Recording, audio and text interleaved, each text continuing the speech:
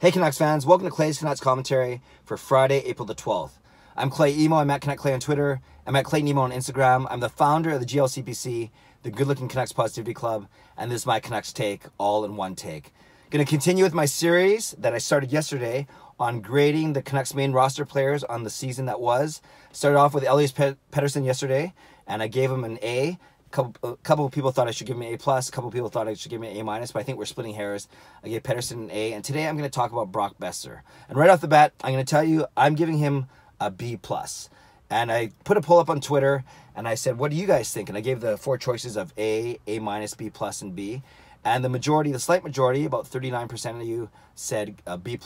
Another 37% of you said an A-. So very close between B+ and A-, and then 10 or 12% each for A and for B. So, most of you are saying A-, B+. I would agree with that. I give him a B+. And when you think about it, A's, I remember from high school, are excellent, outstanding, and B's are good, and B+ would be very good. And I would say that Brock Boeser had a very good year. It wasn't an outstanding year, an excellent year, but it certainly was a very good year, and there's no shame in a B+. He had 56 points in his 69 games. So those 56 points were made up of 26 goals, 30 assists to make those 56 points. So a small drop-off from last year. We had 59 points. So a small drop-off, 56 points, but still 0.8 points per game. You extrapolate that over a full, healthy 82-game season, and he would have had 65 or 66 points. And I guess that's the one thing that really keeps me from giving him an A- is he did miss 13 games of the season. Not his fault, of course, but we know that he came into camp quite large, quite big, quite muscular, and he admitted maybe 8-9 pounds overweight or heavier than he wanted to be. Not overweight, 9 or 10 pounds heavier than he wanted to be. And then it took him a while to get used to carrying that extra weight, and he had to work really hard all season to get that weight down. And it showed. In October was his least productive month, actually, of the year. And he was really slow getting out of the gate. And a lot of people noticed that he was slow getting his shot off. He was slow with his reads. He was slow just making decisions. Slower than usual, I should say. He's still a very good, very excellent player. And I think it was October and February were his worst months production-wise. But he had a good November. He only played 3 games, but he got 6 points in there thanks to that 4-point outing against Colorado at home. And then he had a good December and a good January when he came back. But he did miss basically all of November. Only played 3 games in there, like I said. So the 13 games he missed were in November because of his groin injury, all attached to, he had the back surgery in the summer after getting hurt last March. Then he had the back surgery, and then during his training, maybe he re-aggravated something or whatever it may be. But you can tell he simply wasn't skating quickly, and he wasn't reacting quickly, and he wasn't that explosive. Now, we know Brock Boeser isn't the most explosive skater at the best of times, but he's smart. He's a good skater. He's quick enough. He makes good decisions, and of course, his best ability is his shot. And we saw his shot get better as he got more comfortable throughout the season. And he still wound up with 26 goals. I think if he played all 82 games, you could easily say he'd be between 30 and 35 goals. So overall, I think Brock Boeser had a B+ year. Like I said, 56 points. His shooting percentage was about 12 or 13%. He took more faceoffs this year. I kind of alluded to it yesterday. He was taking a lot of the offensive zone faceoffs, even with Pettersson on his line. Maybe it's a strong side, weak side thing, whatever it may be. So Boeser increased his responsibilities a little bit that way. I think one thing he could work on is he's not the best passer. I've seen he actually passes the puck sometimes as hard as he shoots it, which means it's very hard. So often the puck explodes when it hits the recipient stick. So I think that's one thing he could work on.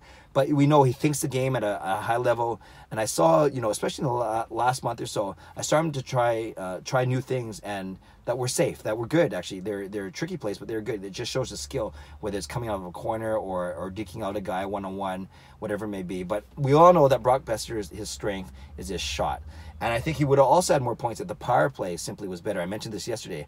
Pettersson's point totals dropped a little bit as the power play dropped a little bit. Same thing with Boeser. I think whether they need Hughes back there instead of Edler, or maybe it was getting too predictable. I've always said the power play needs more movement. You can't just put Boeser on the left, Pettersson on the right, and try and tee them up for one-timers if the point man is not a threat.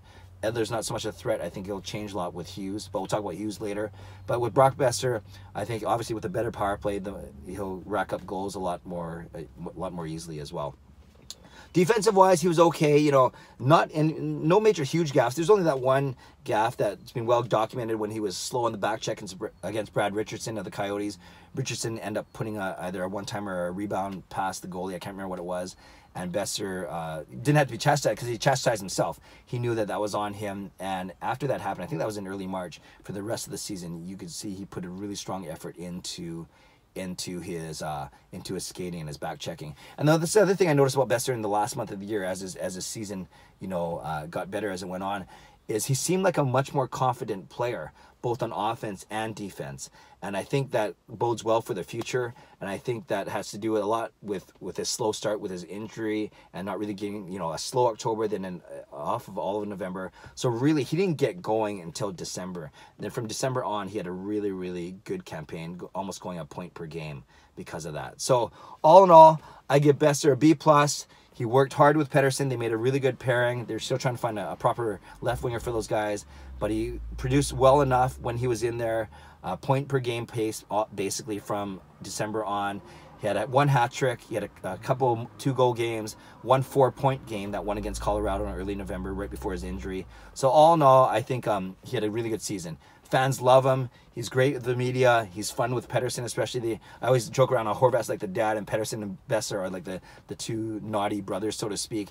But I think you know, off the ice or on the ice, but not stats wise, both in the locker room with media, I think he's becoming a leader. He's becoming a go-to guy. He's a very likable, good-looking guy, handsome guy. And we know, you know, his story of getting to the game and how getting to the NHL, and how he's battled through a lot of adversity, and yet he takes his role as a role model very, you know, take that responsibility very highly. So all these good things of him off the ice, but on the ice we saw marked improvement. And I think if he comes back healthy, in tip-top shape, he is, you know, he's easily a 70 or 80 point player.